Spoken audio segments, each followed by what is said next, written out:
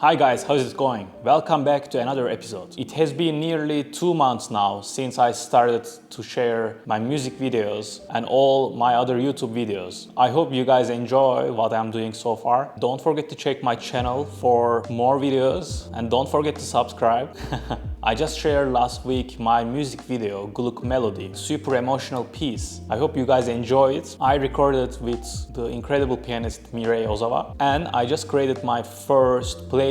In this playlist you can find all my music videos. I think right now there are 8 music videos and more music videos will be there soon. I'm looking forward to sharing with you lots of music videos. Now I have already more than 100 subscribers, which I'm super happy about. Thank you all for your support. As Pinkat Zukerman said, we are here to make music and make peace, not war. Today I would like to talk about musicians that inspired me. It will be an interesting video because there are 6 main musicians who affected my music life and who inspired me a lot. Actually, it's very interesting because when I started violin at the age of 8, I didn't really understand what kind of life I would have. And I wasn't really disciplined person back then. And actually the first musician who inspired me a lot was not a violinist, but he was a pianist. He's Alexei Sultanov.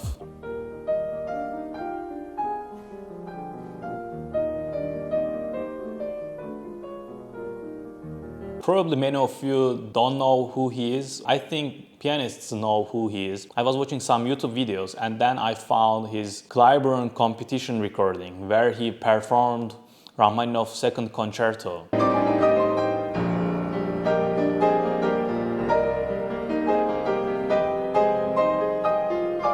That recording was my turning point. I fell in love with that recording. Just imagine 12 years old violinist falling in love with a piano recording. After listening him so much, I start to search more about classical music. I listened all of his recordings, I downloaded all of his recordings. Almost every day for 2-3 hours I was listening his performances. He was the first musician who inspired me a lot. Actually, he has a tragic life story. You can search on Google and find more about him. And the second musician who inspired me a lot was another pianist, Boris Berezovsky.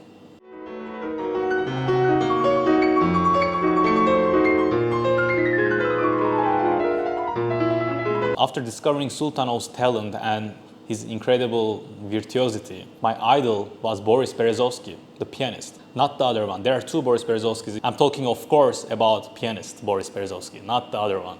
I remember listening his Liszt concert where he performed all Liszt etudes in one concert. That was incredible, especially the Mazeppa recording.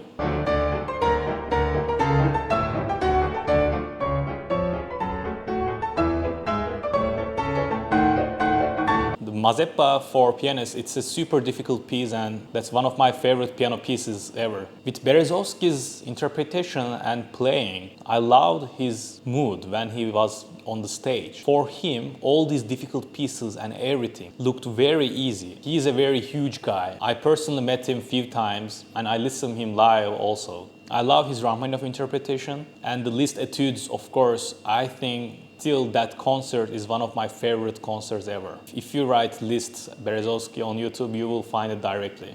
I know it's actually very interesting because I'm a professional violinist, but my first 2 big idols were pianists. Actually, these days, I don't listen Sultanov and Berezovsky's recordings that much. I know it's interesting for a violinist to have 2 piano idols. After these 2 pianists, it was time to discover Jascha Heifetz.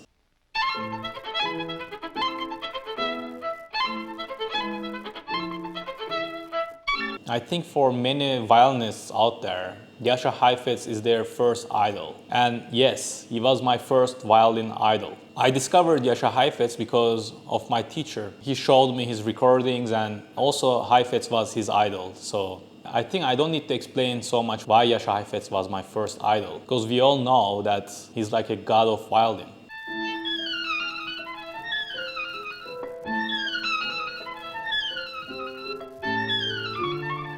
His playing was super revolutionary. He just started a new era in violin playing. The interesting thing about Heifetz, I didn't have a specific recording that I liked so much, but all of his recordings were simply amazing for me. And I believe that's why it makes him an exceptional violinist. And after Heifetz, I discovered Gil Shaham.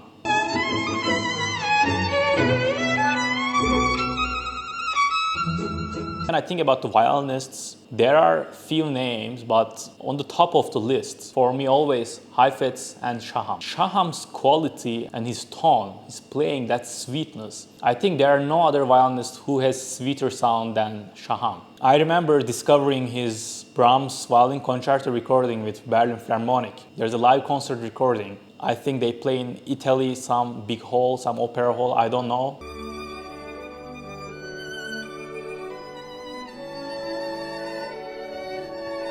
If you go on YouTube and write Shaham Brahms, I think the first suggestion will be that recording. He plays there with Berlin Philharmonic and Claudio Abbado. That Brahms violin concerto recording is my favorite Brahms recording. But except that Brahms, he did many recordings, and especially his Bach recordings. I love the simplicity and new ideas he brought to Bach music. So I would strongly suggest you to go and check his Brahms violin concerto recording with Berlin Philharmonic. That's one of the best.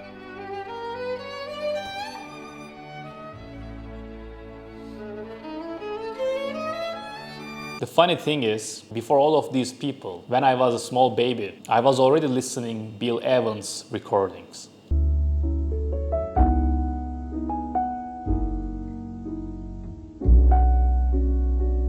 Thanks to my father, I listened all jazz pianists before even discovering classical musicians. With Bill Evans playing, it's not about the style, it's not about jazz or it's not about classical music, it's just about his understanding of his own music.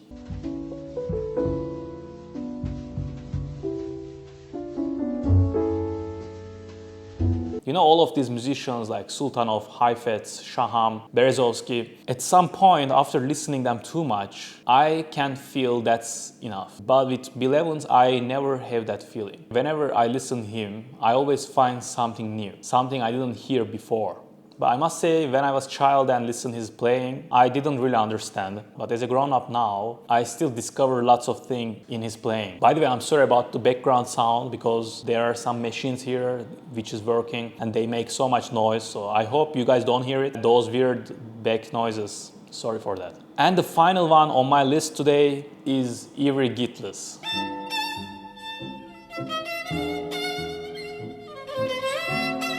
I think Ivry Gitlis has a really special place on my heart because I personally met him in a masterclass in Belgium. When I met him first time, I was 16 years old. When I was in high school, I was such a music nerd. I knew every violinist's recordings. I was listening all the time. I was always talking about the music, how these artists are great, all of those kind of things. But with Gitlis's recordings, I always judged actually his interpretations because he was basically doing whatever he wants.